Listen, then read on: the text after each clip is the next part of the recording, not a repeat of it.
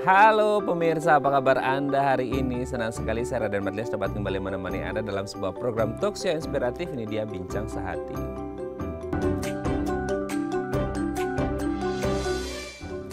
Ya pemirsa, sebenarnya kalau saya ditanya itu saya paling nggak bisa ngelihat orang yang ada kecelakaan di jalan gitu ya. Karena pasti akan berdarah-darah dan lain sebagainya. Nah, ngomongin tentang orang yang mengalami kecelakaan, tahukah Anda pemirsa, kalau banyak sekali gitu ya korban kecelakaan yang akhirnya dibawa ke rumah sakit dan statusnya jadi pasien gitu ya. Karena korban kecelakaan itu banyak sekali kasusnya meninggal gara-gara apa? Gara-gara kehabisan darah. Nah, penting bagi kita untuk berdonor darah atau menjadi pendonor darah karena apa? Satu kantung darah itu katanya bisa menyelamatkan setidaknya 3 nyawa manusia. 3 nyawa orang yang membutuhkan karena kondisi atau keadaan tertentu. Misalnya tadi ya kecelakaan, penyakit tertentu dan lain sebagainya. Nah, banyak yang kemudian takut gitu ya kalau mau donor darah. Entah selentingan ini, selentingan itu, ada yang bilang kayak karena di donor itu jarumnya gede banget gitu, jadi kayak aduh takut sakit, apalagi untuk orang-orang yang parnoan gitu sama yang namanya jarum. Ada lagi yang nanti kalau di donor darah, nanti kalau diambil darahnya kita bisa pingsan dong, kehabisan darah dong, wah bahaya dong. Nah, banyak sekali orang-orang yang berpikiran seperti ini seputar donor darah. Nah, hari ini kita akan membahas ya manfaat apa saja yang bisa kita peroleh ketika kita melakukan donor darah. Pastinya selain adalah tindakan mulia yang bisa membantu orang-orang yang ada di sekitar kita. Nah, ngomongin seputar donor darah dan darah, kita akan membahas terlebih dahulu gimana sih caranya supaya kita bisa donor darah dengan tidak mengalami anemia. Nah, kita akan membahas fun fact gimana cara mencegah terjadinya anemia. Oke, kita lihat yang pertama pemirsa ya. Konsumsi asupan tinggi zat besi. Nah, ini kan zat besi adalah salah satu komponen yang sangat dibutuhkan oleh tubuh kita untuk pembentukan hemoglobin. Nah, ini kan menjadi kaitannya erat dengan produksi sel darah yang ada di tubuh kita. Tentulah ya kalau kita ngomongin darah kan penting sekali fungsinya ya untuk mengedarkan oksigen, nutrisi dan lain sebagainya ke seluruh tubuh kita. Nah, kalau kita kekurangan zat besi dampaknya apa? Pasti pembentukan hemoglobin juga pasti akan terganggu. Nah, makanya harus diantisipasi dengan mengonsumsi katakanlah makanan-makanan atau bahan makanan yang mengandung tinggi zat besi. Contohnya apa sih? Contohnya adalah brokoli gitu ya, kemudian tahu, ada juga bit merah ya, mungkin kayak aduh itu kan rasanya nggak enak banget gitu ya. Ya nggak apa-apa gitu ya. Yang penting kan kita juga sehat seperti itu ya. Oke, kita lanjut yang kedua setelah zat besi apa? Kebutuhan vitamin C juga harus tercukupi. Nah, fungsinya apa sih kalau kita ngomong? Oke, kalau tadi kan zat besinya untuk pembentukan hemoglobin. Nah, vitamin C ini ya, sebelum kita sebutkan beberapa contoh makanan, kayaknya udah pada tahu lah ya seperti itu ya. Nah, fungsinya vitamin C adalah untuk mengikat zat besi supaya proses pembentukan hemoglobinnya juga bisa berlangsung maksimal. Nah, pasti tanya-tanya ya, kira-kira apa aja nih yang mengandung banyak vitamin C? Aduh, kayaknya ini nggak usah disebutin, tapi banyak yang udah paham lah ya. Biasa kalau kita sebut vitamin C apa aja, pasti yang muncul di pikiran kita pertama apa? Betul, pasti ngomongnya jeruk. Oke, itu jadi salah satu contoh lah ya, buah yang mengandung tinggi vitamin C. Tapi selain jeruk ternyata ada lagi yang justru kandungan vitaminnya lebih tinggi ya. Ada jambu biji, ada mangga, ada nanas dan lain sebagainya. Pokoknya buah-buahan lain juga insya Allah banyak lah yang mengandung vitamin C, tidak hanya jeruk. Jadi kalau Anda ingin mendapatkan darah yang maksimal, produksi yang maksimal, konsumsi vitamin C yang bisa mengikat zat besi itu ya. Oke, kita lanjut yang ketiga pemirsa ya. Konsumsi asupan tinggi vitamin B12 dan asam folat. Nah, ini juga sama ya. Ini untuk produksi dan pembentukan sel darah merah. Nah, bisa dapat di mana aja? Di telur, di kacang-kacangan gitu ya. Terus kemudian di sayuran hijau dan lain sebagainya. Nah, penting ya bagi kita untuk memenuhi yang tadi. Tidak hanya vitamin C dan juga ada zat besi tadi di poin pertama. Makanya beberapa poin yang tadi kita sebutkan harus dipenuhi supaya produksi sel darah merah kita juga bisa maksimal diproduksinya dan bisa berfungsi dengan baik supaya kita tidak mengalami anemia ya. Oke, kita lanjut yang keempat pemirsa ya. Nah, ini juga yang tidak kalah penting. Kalau poin pertama, kedua, ketiga kita ngomongin seputar makanan dan zat-zat yang ada di dalamnya. Sekarang kita ngomongin masalah istirahat.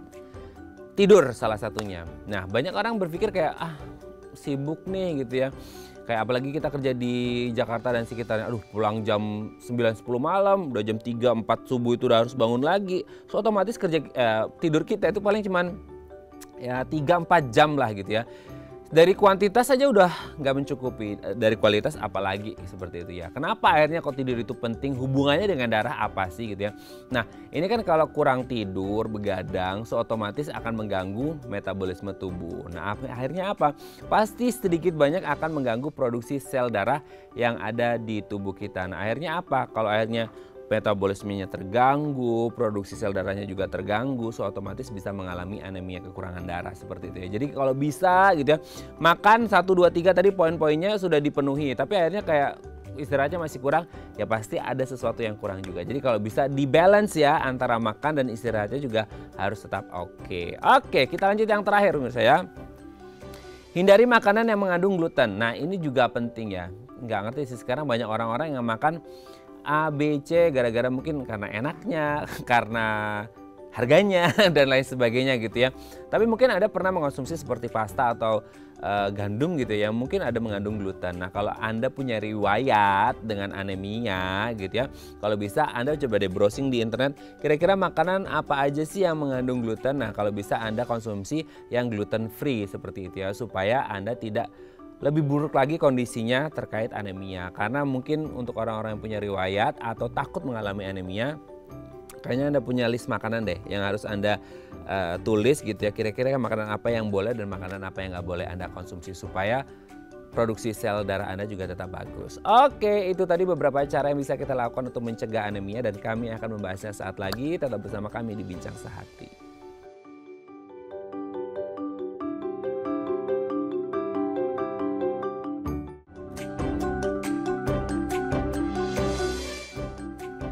Baik, karena masih bersama kami di Bincang Sehati. Tadi di segmen sebelumnya sudah kita membahas ya, ada beberapa hal yang bisa kita lakukan untuk mencegah anemia. Apalagi kalau kita konteksnya hari ini tema besarnya adalah seputar donor darah. Gimana kita bisa donor darah kalau darah kita terganggu, kurang darah lagi anemia. Nah, untuk mencegahnya dan untuk mengonfirmasi telah hadir bersama kami di studio Bincang Sehati ada Dr. Rizka Oktaviani dari Rumah Sakit Medika BSD. Assalamualaikum Dr. Rizka, apa kabar? Waalaikumsalam, Raden. Halo, baik. Alhamdulillah sehat ya? Ya, sehat. Sehat juga. Oke, Dok, hari ini kita akan membahas tema besarnya adalah seputar donor darah gitu ya. Karena kebetulan hari ini adalah Hari Donor Darah Sedunia 14 Juni gitu ya. Tapi sebelum kita bahas donor darahnya, kita bahas dulu tentang anemia. Gimana orang mau donor darah kalau anemia gitu ya. Betul. Jadi kita bahas anemianya dulu. Mungkin sedikit banyak orang udah ngerti lah ya anemia. Sekarang kita mau bahas supaya tidak mengalami anemia atau yang punya riwayat anemia bisa diminimalkan risikonya. Yang pertama adalah konsumsi asupan tinggi zat besi. Kenapa akhirnya zat besi ini penting bagi kita untuk mencegah terjadinya anemia atau bagi orang-orang yang punya riwayat anemia sih, Dok? Iya, karena zat besi ini merupakan komponen utama dalam pembentukan sel darah merah. Jadi tapi sebenarnya bukan hanya zat besi saja ya, tapi ada zat-zat lain juga yang dibutuhkan seperti asam folat, vitamin B12, protein, vitamin A, seperti itu. Jadi karena dia merupakan komponen utama, jadi dengan mengkonsumsi cukup zat besi itu bisa mencegah kita dari anemia. Oke, tapi sebenarnya zat besinya ini sendiri dampaknya untuk produksi kayak hemoglobin, sel darah itu gimana sih, Dok? Memang dia ada fungsinya ya atau gimana sih? Iya betul, dia dalam pembentukan sel darah, membantu pembentukan sel darah merah. Dia adalah komponen utama dari hemoglobin. Begitu. Okay. Jadi zat besi ini juga dapat kita berasal dari dua yang paling utama ya, yang heme dan non heme. Kalau heme itu dari hewani, biasanya dari daging merah atau dari hati, atau kalau non hewani itu atau nabati itu biasanya dari brokoli, bayam, kemudian buah bit atau edamame atau tahu. Oke, jadi yang vegetarian juga bisa tetap mengonsumsi dapat asupan zat besi dari yang non heme tadi ya? Iya betul, non heme. Oke, Dok, kita lanjut yang kedua ya. Nah, tadi sudah zat besi udah. Sekarang vitamin C. Kan kayak apa hubungannya ya antara darah dan vitamin C? Vitamin C kan katanya selalu identik dengan imun sistem gitu, sistem kekebalan tubuh.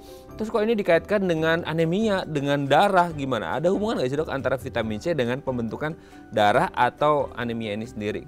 Oke, jadi vitamin C itu fungsinya dia membantu penyerapan dari zat besi tadi gitu.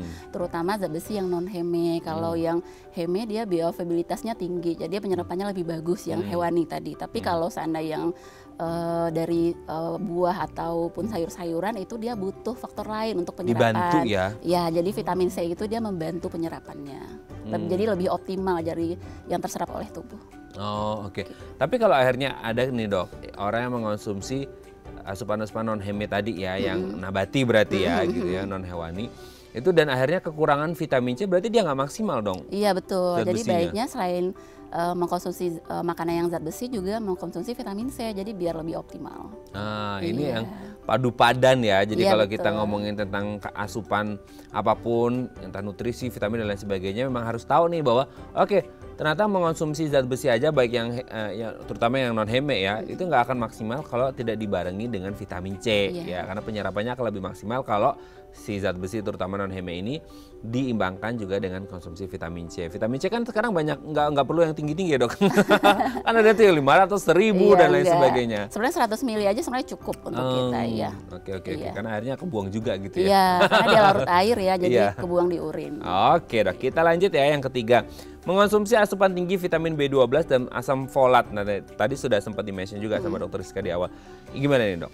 Ya sama, jadi dia fungsinya adalah membantu pembentukan sel-sel darah. Jadi kalau zat besi dia komponen utama, kalau dia B12 sama asam folat ini mengoptimalkan sumsum tulang dalam memproduksi, kemudian juga dalam mematangkan sel-sel darah. Jadi konsumsi vitamin B12 dan asam folat itu juga membantu mencegah dari anemia. Oh oke, berarti B12 dan asam folat ini membantu si pabrik darahnya di sumsum tulang ini untuk Lebih memproduksi optimal. lebih optimal. Iya. Kan kadang-kadang kita ketemu sama pabrik si sumsum tulang yang males bekerja untuk memproduksi atau bisa memproduksi tapi nggak maksimal atau hasilnya rusak, nggak berkualitas betul. bagus. Berarti si B12 dan asam folat ini bisa memperbaiki kondisi di sumsum tulangnya gitu ya dok ya? Mengoptimalkan produksinya. Oh, gitu. mengoptimalkan Iya. produksinya supaya juga bisa maksimal kebutuhannya tercukupi sehingga tidak terjadi anemia gitu ya. Oke, kita lanjut yang keempat.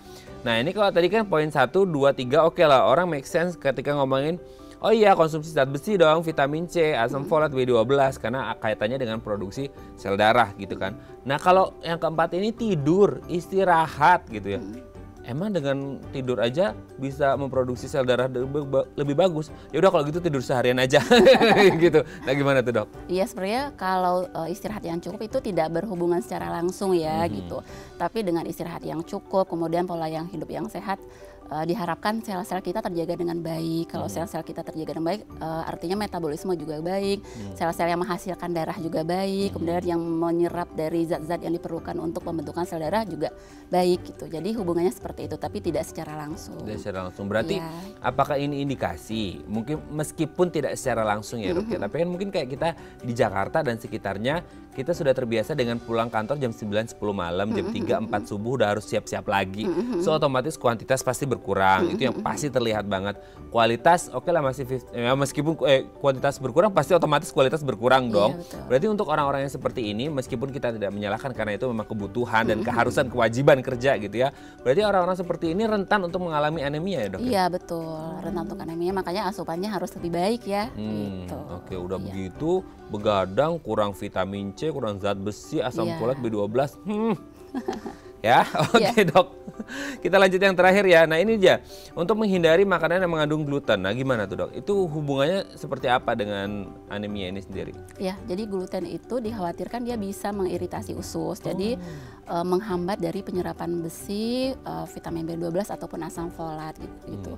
Jadi hubungannya seperti itu. Jadi kita batasi kalau pada pasien-pasien anemia atau disarankan dikurangi deh gitu, karena dia bisa mengganggu penyerapan dari zat besi dan zat-zat yang diperlukan dalam pembentukan darah.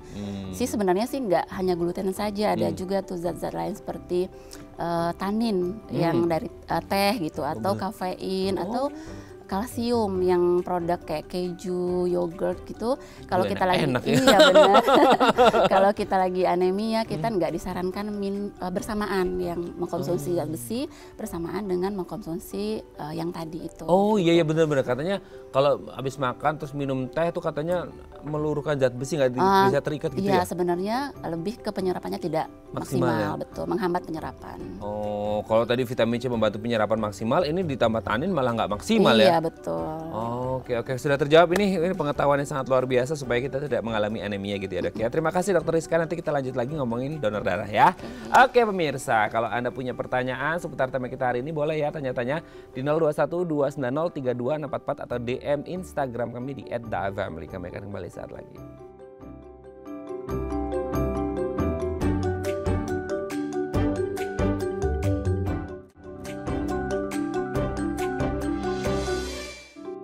Baik, Anda masih bersama kami di Bincang Sehati. Kita masih membahas tema kita hari ini manfaat donor darah sekaligus dalam rangka Hari Donor Darah Sedunia. Nah, kalau Anda punya pertanyaan, aduh dok aku takut mau donor darah, takut jarumnya kegedean, aduh takut pingsan dan lain sebagainya, kehabisan darah. Itu sering banget ya. Boleh tanya-tanya di 0212903244 atau DM Instagram kami di @daafamily. Kita masih bersama dengan Dr. Rizka Oktaviani dari Rumah Sakit Medika BSD. Oke dok, kita lanjut lagi. Sebelum kita ngomongin donor darah gitu ya.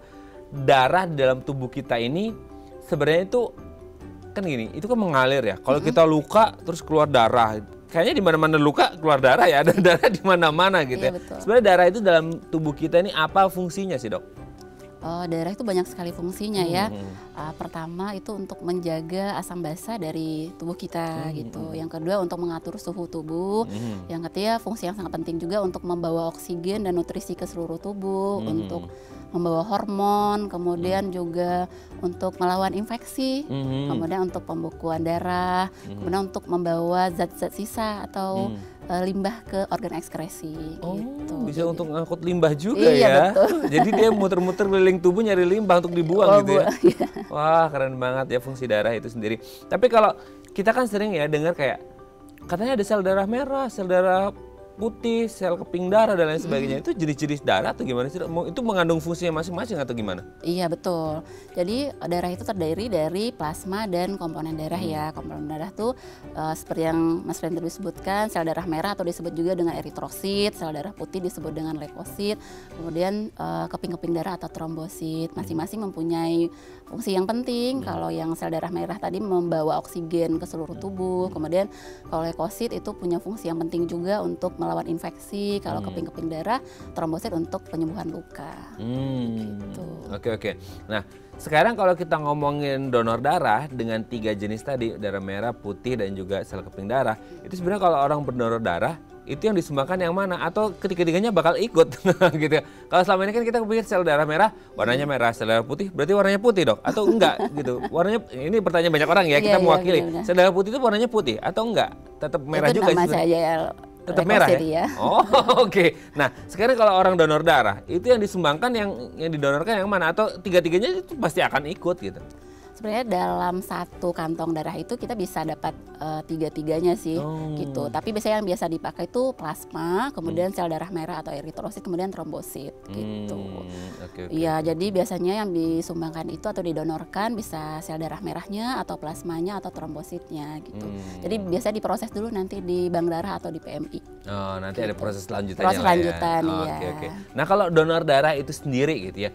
Kan selama ini kita tahu cuman nyedot darah kasih ke orang, intinya kan gitu. Sesimpel itu nggak sih? Maksudnya kayak donor darah ini sebenarnya apa gitu?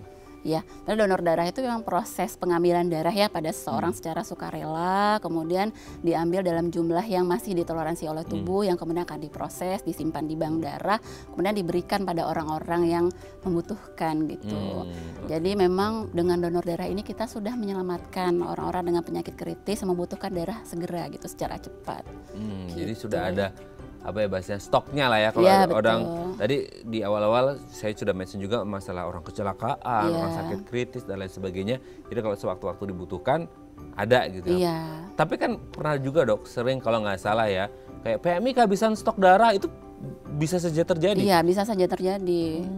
Jadi apalagi waktu COVID ya. Waktu COVID itu stok darah PMI itu sering kosong, malah kadang-kadang waktu di rumah sakit kalau seandainya donor tuh ada nggak keluarga gitu. Makanya penting sekali bagi kita yang sehat gitu untuk mendonorkan darah karena itu membantu saudara-saudara kita atau orang lain yang membutuhkan. Oke, serem juga kok sampai kosong ya dok ya. Oke, nah sekarang kita sebelum ngomongin berapa banyak yang bisa kita donorkan, kita mau tahu dulu di dalam tubuh kita ini kan darah ini banyak ya. Itu seberapa banyak sih maksudnya dari komponen tubuh kita, apakah berapa persen, ada hitungannya gitu nggak sih Dok? Dalam tubuh kita itu berapa banyak darah? Kan kita nggak ngerti karena kadang-kadang kita luka di sini keluar darah, luka di sini keluar darah. Kayaknya darah is everywhere ya gitu, darah di mana-mana gitu Dok. Iya betul. Jadi lebih kurang 7-8% dari berat badan. Ya jadi lebih kurang tuh 4,5 sampai 5,5 liter jumlahnya gitu. 7-8% dari berat badan. Iya. Jadi itu kan berbeda pada juga nanti usia, kemudian berat badan gitu. Semakin besar berat badannya semakin banyak juga jumlah darah. Karena alirannya semakin banyak ya, betul. dia ngalirnya semakin banyak, jadi butuh darah lebih banyak gitu. Produksi darah di sumsum tulangnya juga lebih harus oke ya gitu. Betul. Nah tadi sekitar berapa? 4 liter? 4,5 sampai 5,5 liter. 4,5 sampai 5,5 liter. Oke, itu jumlah range ya normalnya pada manusia gitu ya. Nah sekarang dengan jumlah segitu 4,5 sampai 5,5 liter, kalau orang lagi donor darah itu kan di kantungnya nggak tahu sih itu berapa ya, 1 liter atau berapa. Itu sebenarnya maksimal yang bisa kita donorkan sekali waktu donor kan, karena kan ada orang yang berlanjut nih berapa bulan lagi donor lagi, berapa bulan lagi donor lagi gitu. Sekali mendonor itu dia bisa maksimal berapa banyak? Apa mungkin sudah ada takarannya gitu Dok? Sudah, jadi maksimal itu 10 mili per kilogram berat badan. Itu maksimalnya, tapi biasanya sih diambil berdasarkan berat badan. Jadi kalau berat badannya kecil dari 60 kilo itu biasanya 350 mili. Tapi kalau lebih dari 60 kilo biasanya 450 mili. Jadi kantong-kantong itu satunya ada yang 3,5, ada yang 4,5, tapi maksimal 10 mili per kilogram berat badan. Oh, berarti sebelum akhirnya nggak mungkin ya orang yang kurus gini diambil berapa, nggak mungkin ya. Pasti sebelum itu pasti ada pengukurannya dulu. Iya betul. Seperti itu ya. Nah ngomong pengukuran sebenarnya kita mau tahu dulu syarat kalau orang mau mendonorkan darah. Kan selama ini katanya ini boleh, yang ini nggak boleh, itu nggak boleh dan lain sebagainya. Nah, kadang-kadang agak rancu juga ya di masyarakat kita. Nah boleh dijelaskan nggak syarat-syarat siapa saja dengan kondisi apa saja yang boleh mendonorkan darah Dok? Ya, pertama sehat secara jasmani dan rohani ya. Rohani juga ya? Iya betul, sehat secara jasmani dan rohani. Kemudian yang kedua berusia minimal 17 tahun sampai 60 tahun. Tapi kalau bagi pendonor rutin itu bisa lebih dari itu gitu.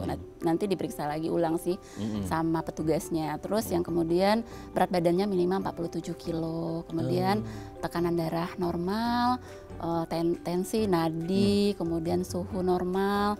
Kemudian tidak mengidap penyakit yang menular seperti HIV, sifilis atau hepatitis B, hepatitis C, kemudian tidak mengkonsumsi obat-obatan, tidak sedang mengalami penyakit kronis gitu atau obat-obatan itu maksudnya sedang treatment minum obat atau obat-obatan yang drugs, narkoba gitu. Treatment juga. Oh, treatment juga iya, nggak boleh. Betul. Jadi yang boleh itu cuma obat hipertensi. Itu juga satu jenis macam obat aja. Kalau yang lain biasanya nggak boleh dulu. Oh, berarti intinya kalau lagi sakit masa perawatan, lagi aktif minum obat, itu belum boleh donor pada saat itu ya, sampai benar-benar bersih gitu ya? Iya betul.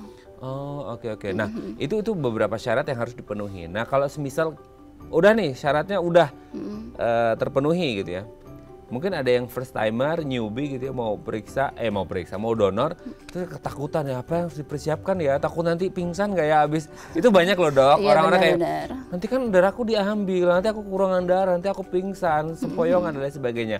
Karena nggak ngerti ini sugesti atau beneran terjadi, ada juga yang mengalami seperti itu. Untuk yang first timer lah mungkin ya, yang akhirnya kayak kok aku jalannya sempoyongan ya, ini gara-gara donor darah gitu. Sebenarnya apa sih yang harus dipersiapkan? Katanya ada yang kayak harus makan dulu, makan bubur dulu segala macam gitu sebelum donor darah. Apa yang harus benar-benar dipersiapkan? Pertama memang kita memenuhi syarat yang tadi ya. Terus yang kedua banyak minum. Jadi pada hari donor atau sehari sebelum itu jadi lebih banyak minum air putih, minimal sih 3 liter. Kemudian banyak konsumsi makanan yang tadi disebutkan. Jadi yang zat besi, kemudian asam folat, ya B12. Kemudian tidur minimal 5 jam. Sebelum kita donor, jadi tidak boleh begadang, jadi tidak boleh tidur lebih dari jam 12 malam biasanya. Terus mesti sarapan juga, terus kalau bisa pakai aja pakaian yang longgar biar lebih rileks dan nggak susah ya buka-bukanya nanti. Iya, terus boleh kalau seandainya mau bawa kayak kita punya senang dengar musik biar lebih rileks nggak apa-apa, atau mau bawa buku gitu nggak apa-apa gitu. Oke. Jadi memang harus di-prepare dengan sebaik mungkin betul. ya. Tapi hubungannya dengan, mungkin kalau tadi kan di segmen sebelumnya kita ada bahas tidur hubungannya dengan anemia. Berarti kalau yang mau donor yang tidurnya kurang juga bisa berdampak apanya dok? Maksudnya itu kan bukan produksi darahnya, tapi ke donornya itu gimana? Biasanya kan pusing atau tekanan darahnya turun gitu atau naik, kadang-kadang seperti itu sih.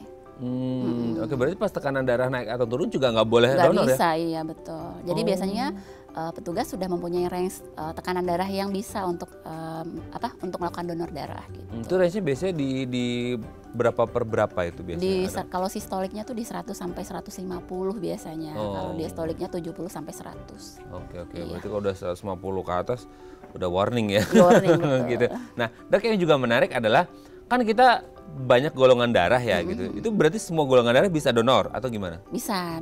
Semua golongan darah. Jadi berdasarkan sistem golongan darah ABO ya. Golongan darah kan kita ada 4. Jadi A, B, AB sama O. Semuanya bisa donor gitu. Cuman kalau yang menerima itu yang kita harus dicocokkan gitu. Jadi ya diupayakan itu golongan darah A memang menerima yang golongan darah A juga, B, begitu juga B, O dan AB gitu. Jadi karena kalau tidak sesuai, jadi antibodi nanti akan menghancurkan sel-sel darah yang masuk itu. Jadi efeknya juga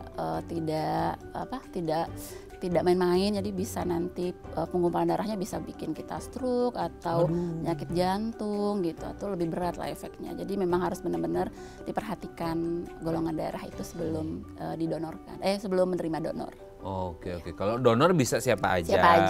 Kalau untuk transfusinya baru diperhatikan siapa yang golongan darah yang cocok. Ya. Nah itu bukan kerjaan kita lagi, udah ada tim medis ya gitu. Kita nggak perlu ngotok-ngotok ini apa gitu ya dok ya. Oke dok, nanti kita lanjut lagi ya di segmen selanjutnya ya. Oke pemirsa, kalau Anda masih punya pertanyaan seputar tema kita hari ini, boleh ya tanya-tanya di 021 290 3244 atau DM Instagram kami di @theifamily. Kami akan kembali saat lagi.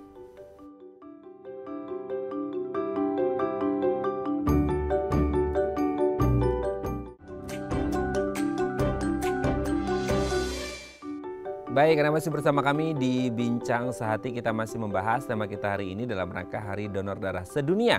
Kita membahas manfaat donor darah. Kalau Anda punya pertanyaan, boleh ya tanya-tanya di 021 290 3244 atau DM Instagram kami di @theifamily. Kita masih bersama dengan Dr. Rizka Oktaviani dari Rumah Sakit Medika BSD. Oke dok, tadi lanjut lagi. Kalau tadi kan udah ngomongin, segala macam jenis darah, golongan darah itu boleh, meskipun nanti yang ditransfusikan yang menerimanya harus sesuai kan, seperti itu.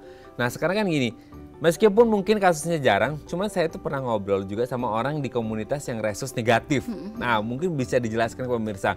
Selama ini sih kayak kita taunya cuma A, B, AB, O, that's it ya. Nggak ngerti ada resus positif, resus negatif. Ternyata ada. Saya pun baru tahu karena pas ngobrol dengan orang tersebut gitu. Oh ternyata ada resus positif, resus negatif. Nah itu boleh dijelaskan nanti seperti apa kondisinya. Dan ketika orang mendonorkan dan yang menjadi penerimanya itu gimana?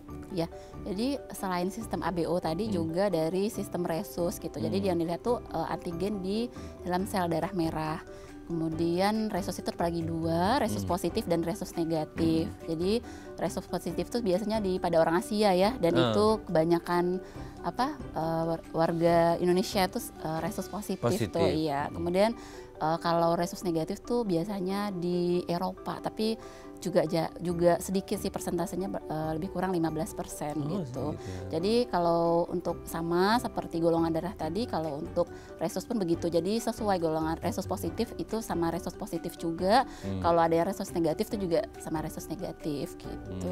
Agak PR ya kalau akhirnya nanti menemukan kalau donornya sih nggak masalah ya. Tapi yang harus menerima bahwa harus resus negatif nih, apalagi AB gitu. Udah PR banget tuh ya gitu ya. Bener. Makanya mungkin kemarin di Indonesia itu ada komunitas resus negatif juga gitu ya. Dan susah banget menemukan AB plus resus negatif seperti itu.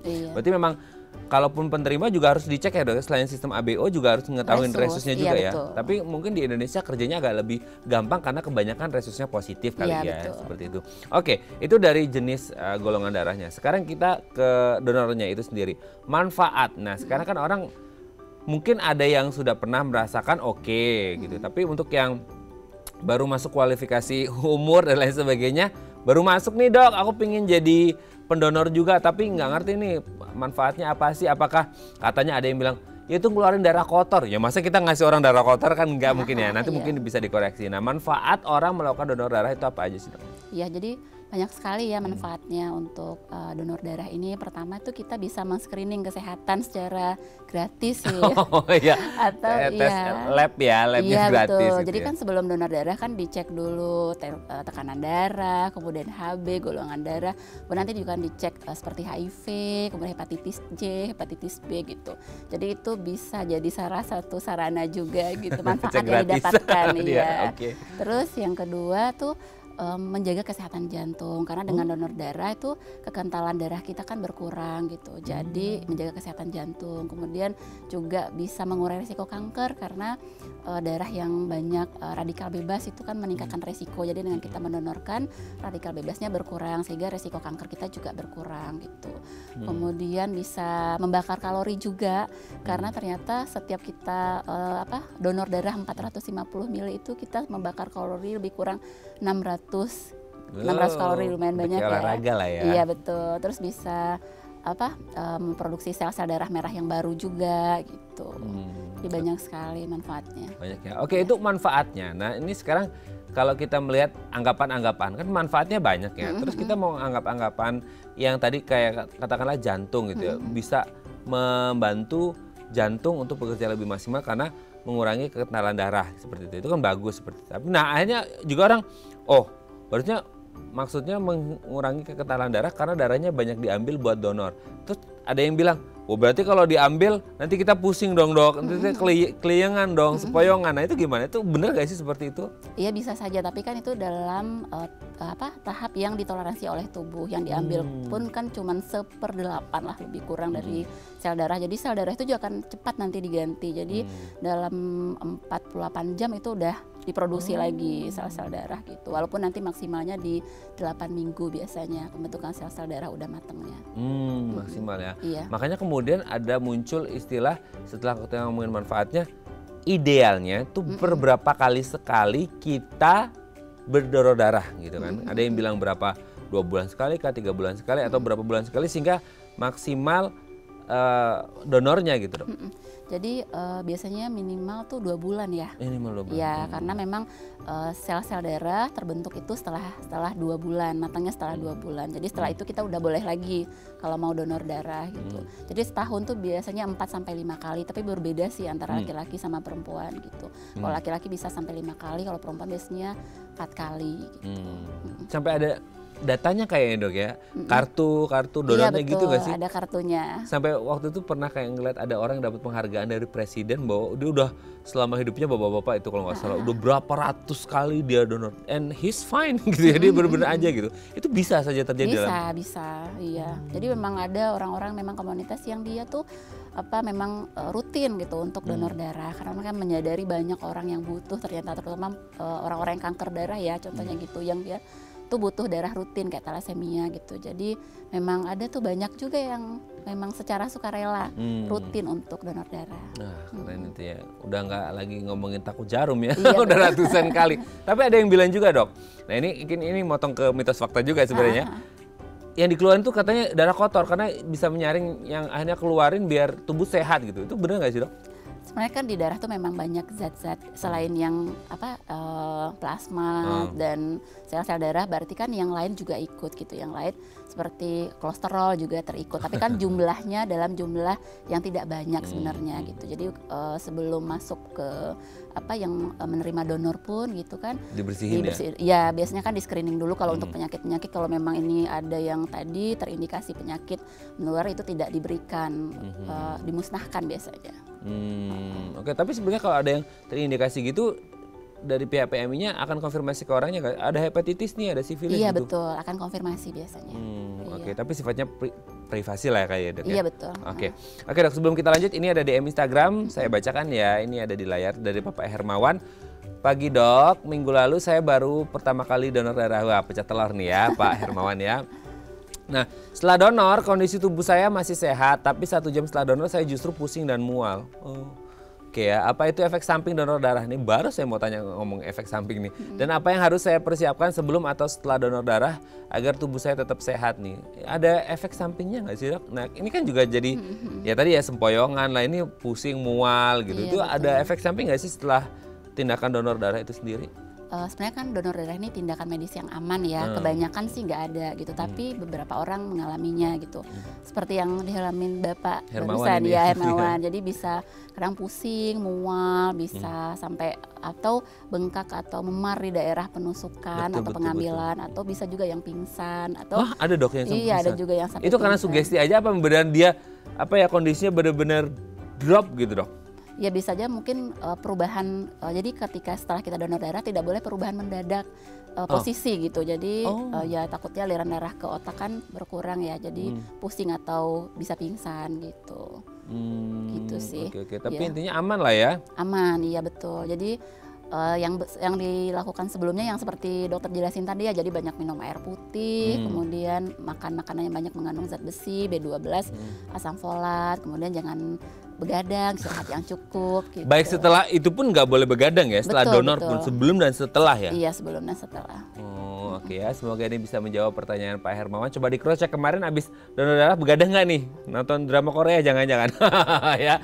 Oke, terima kasih ya Pak Hermawan, sehat selalu. Jangan kapok buat donor darah, ditunggu kesempatan kedua dan kesempatan ketiga dan kesempatan selanjutnya ya. Terima kasih Pak Hermawan. Oke Dok, kita lanjut lagi. Nah itu kan tadi do's and don'ts-nya udah beberapa disebutkan gitu ya. Oke, yang bagusnya adalah ya konsumsi dengan makanan mengandung asam folat lah, B12 dan lain sebagainya. Nah, ada nggak kalau itu kan yang harus dikonsumsi, baiknya dikonsumsi gitu ya. Kalau yang dilarang, ada nggak sih selain begadang ya? Maksudnya ada nggak makanan-makanan yang kayaknya ini nggak boleh dimakan setelah orang donor darah deh? Ada nggak sih, Dok? Secara khusus sih nggak ada, Nggak ya. ada. Iya, tapi kalau seandainya untuk menjawab pertanyaan tadi juga sebenarnya aktivitas sebenarnya, jadi kita nggak boleh aktivitas berat sih. Jadi aktivitas berat minimal 4 jam ya setelah donor darah. Jangan aktivitas berat dulu, jangan olahraga berat dulu. Kemudian untuk menghindari yang sering juga tuh hematom atau memar di daerah Ya, pengambilan betul. itu juga Bisa jangan. kok. Iya, itu jangan plesternya jangan dicabut dalam waktu 4 sampai 6 jam gitu sih. Tapi kalau makanan sendiri sebenarnya tidak ada pantangan khusus, cuman disarankan yang makanan sehat yang kaya akan yang tadi gitu. Ya. Oke, ngomongin tentang makanan, tadi kan sempat di awal kita ngomongin heme dan non heme gitu ya. Protein hewani dan protein nabati gitu. Nah kalau untuk orang yang vegetarian kan pernah juga kita dengar katanya orang vegetarian nggak boleh donor darah gitu ya. Karena mungkin hanya kandungan zat besinya dari non heme aja. Sementara mungkin yang penerimanya dia juga udah biasa dengan heme seperti itu. Nah ada nggak sih ini sebenarnya mitos atau fakta kalau orang vegetarian itu nggak boleh donor darah? Atau setiap orang sebenarnya boleh mau vegetarian, non vegetarian bahkan vegan pun boleh donor darah nggak sih, Dok? Boleh, jadi vegetarian boleh donor darah. Jadi asalkan dia memenuhi syarat yang tadi gitu, HB-nya cukup, kemudian tensinya cukup gitu. Jadi vegetarian pun dia boleh donor darah asalkan memenuhi persyaratan yang disebutkan tadi. Hanya saja setelah itu dia mungkin lebih lebih asupannya lebih dijaga gitu. Mungkin bisa dengan tambahan tablet zat besi atau dengan banyak konsumsi vitamin C juga gitu. Jadi dia menggantinya bisa lebih cepat penyerapan zat besinya. Oke. Gitu. Tapi nggak apa-apa ya, Dok ya, maksudnya orang yang konsumsi hariannya mungkin dari kecil dia vegetarian, asupannya zat besinya non heme aja, untuk orang yang non vegetarian jadi penerimanya nggak masalah dong? Nggak apa-apa. Nggak apa-apa ya, karena nanti dia akan beradaptasi lagi sehingga nanti menyesuaikan yang ini ya tetap aja nanti konsumsi heme juga gitu ya. Oke. Nah kalau kita berbicara tentang ada juga sering, nah ini jadi kayak ke mitos fakta, nggak apa-apa ya, Dok ya, ini kita supaya membuat orang jadi lebih paham seputar donor darah dan manfaatnya gitu. Dok, nanti kalau sering disuntik, ditusuk pakai jarum, nanti takutnya ketularan penyakit gitu kan. Apalagi yang puluhan sampai ratusan kali udah donor darah. Nah, mereka kayaknya nggak ngerti single use needles gitu ya. Jadi mereka taunya, wah udah jarumnya gede, berisiko ini segala macam. Itu gimana, Dok? Ya enggak, jadi memang dalam satu pengambilan donor itu satu jarum gitu. Jadi satu kantong itu ada satu jarum. Jadi cuma satu orang gitu. Jadi nggak pemakaian yang berulang gitu, enggak. Jadi tidak benar kalau seandainya sering donor darah itu kita jadi mudah tertular penyakit gitu. Jadi tidak benar ya? Tidak benar ya. Yang justru berisiko, bukan berisiko juga karena setelah itu pun akan diperiksa sama PMI ya? Iya betul. Karena yang akhirnya penerimanya pun akan mendapatkan produk darah yang udah bersih kan, tidak ada kandungan-kandungan penyakit ini dan lain sebagainya ya dok ya? Sudah di screening lah sebelumnya ya. Oke. Sudah di screening jadi aman lah seperti itu. Tidak mungkin akan tertular dari penyakit-penyakit. Karena kan nggak mungkin itu screeningnya di awal ketika orang mau donor kan ya dok ya? Karena kan screening hanya yang umum-umum aja. Tapi kalau itu kan udah masuk lab dulu seperti masuk itu lab ya. dulu. Oke dok, nanti kita lanjut lagi ya di segmen terakhir ya. Oke pemirsa, kalau Anda punya pertanyaan seputar tema kita hari ini boleh ya di 021 290 32644 atau DM Instagram kami di @theifamily. Kami akan kembali sesaat lagi.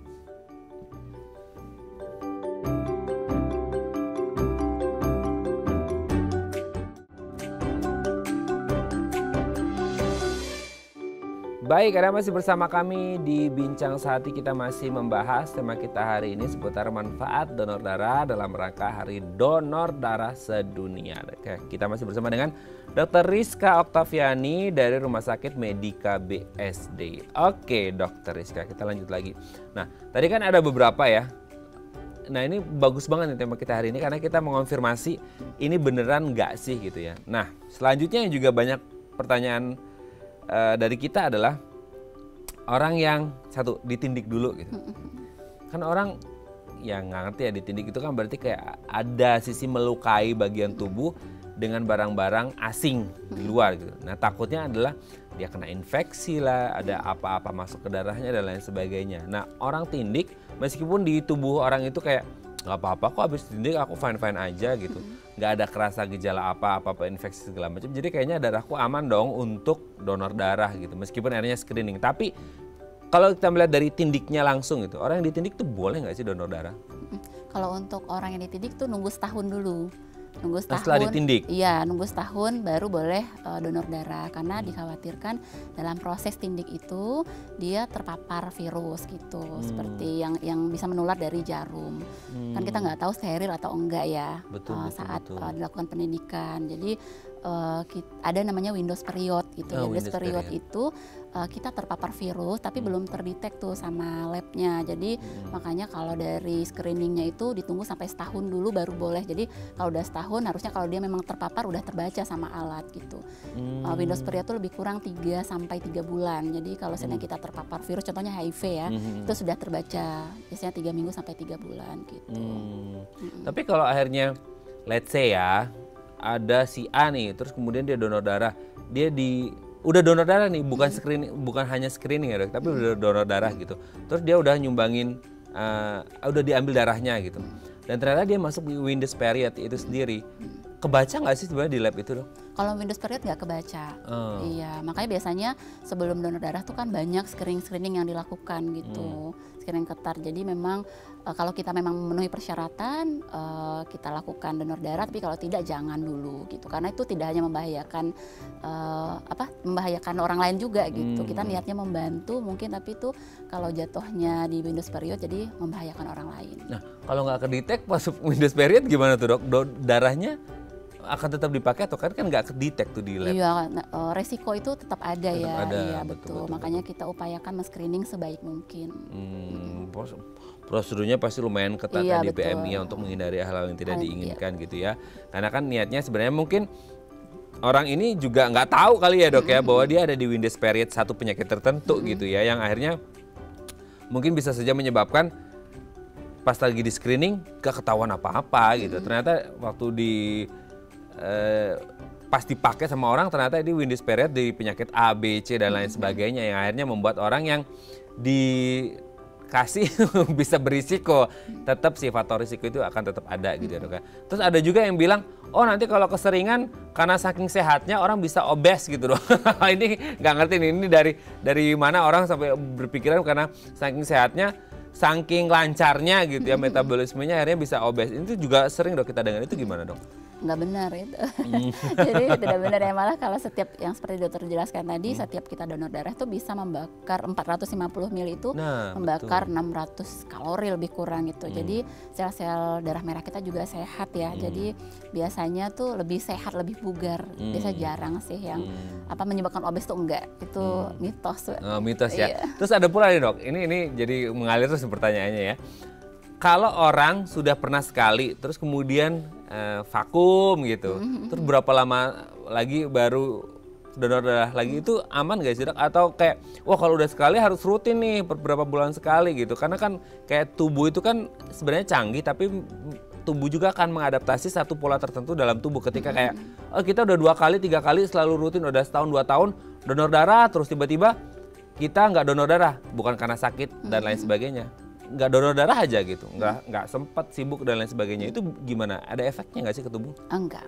Nggak ada efek. Jadi memang kalau memang bisa rutin, berarti kita rutinkan. Tapi kalau seandainya ada sesuatu dan lain hal yang menyebabkan kita nggak bisa donor nih, ya nggak apa-apa. Nanti kalau seandainya kita udah bisa lagi, kita donor. Gitu. Tapi ada kerasa nggak sih dok, kayak aku tuh udah biasa, kata kan ada yang bilang kayak aku biasa donor nih, udah lama nggak donor, kayaknya badannya agak nggak enak kan, itu bisa kerasa gitu ya? Bisa, karena memang kan kalau kita mendonorkan darah itu sel darah yang hilang itu kan diganti yang baru, makanya orang merasanya lebih bugar. Fresh gitu, ya? Iya lebih sehat gitu, makanya dia pengen lagi biasanya nagih donor darah. Ya?